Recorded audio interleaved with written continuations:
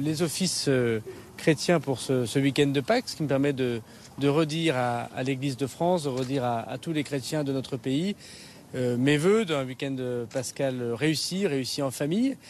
Et vous dire ici à Pontoise, en saluant Madame la maire, Madame la députée, Monsieur l'évêque et puis bien sûr l'archiprêtre ici de nous accueillir, que les forces de l'ordre sont présentes partout sur le territoire national depuis le vendredi saint jusque demain, lundi de Pâques, pour protéger les offices dans un contexte que nous savons tous extrêmement difficile et où le terrorisme peut frapper, vous le savez, dans n'importe quel endroit en France. Et on sait que les églises ont déjà été largement touchées, les chrétiens ont été largement touchés. Je pense évidemment singulièrement à ce qui s'est passé à Nice, voilà quelques mois. Et la présence systématique des forces de l'ordre, de police et de gendarmerie, des militaires de sentinelle et des polices municipales que je remercie est très important pour sécuriser des offices qui permettent la liberté de culte. Et en France, cette liberté de culte, elle est très importante, elle est consacrée. Elle n'existe pas si cette liberté de culte ne va pas avec la sécurité, bien sûr, des ministres du culte, des édifices religieux et bien sûr des croyants. Il y a 13 500 policiers, gendarmes et militaires de sentinelle qui sont déployés ce matin sur 4 350 lieux de culte chrétiens, protestants et catholiques, partout en France, en Hexagone et en Outre-mer. Et je voudrais remercier ces policiers, ces gendarmes, ces militaires de protéger l'ensemble des édifices religieux pour que le week-end de Pâques se passe le mieux possible. Qu'en est-il de la situation en ce qui concerne les crues, un autre sujet en Indre-et-Loire et dans la Vienne à ce stade? Alors depuis hier, moi je voudrais remercier la mobilisation des préfets, des élus locaux, des sapeurs-pompiers. Plus de 500 sapeurs-pompiers ont été mobilisés toute la nuit.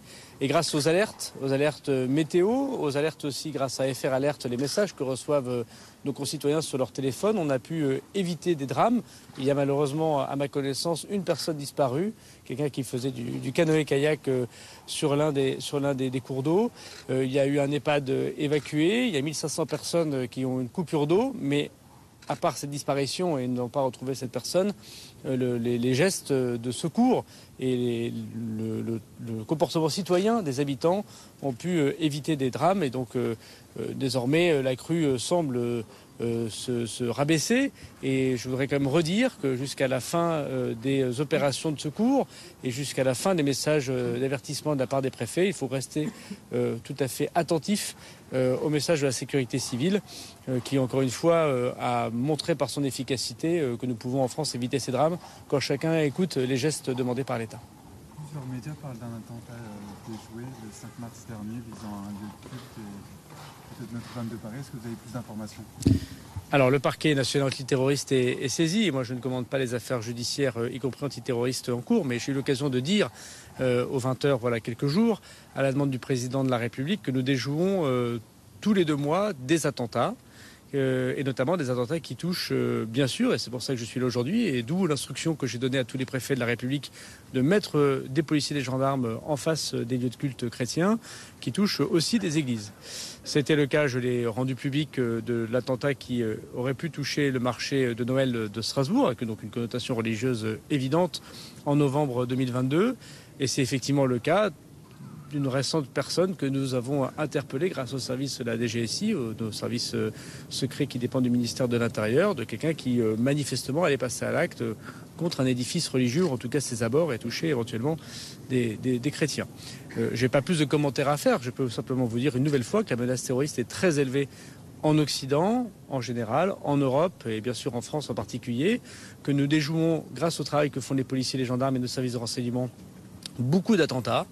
Et que nous sommes extrêmement attentifs à protéger tous ceux qui sont la cible potentielle de cet attentat. Je pense aux lieux LGBT, je pense aux Juifs de France, bien évidemment, que nous protégeons bien sûr, je pense aux chrétiens et de manière générale à tous ceux qui composent la vie de la France.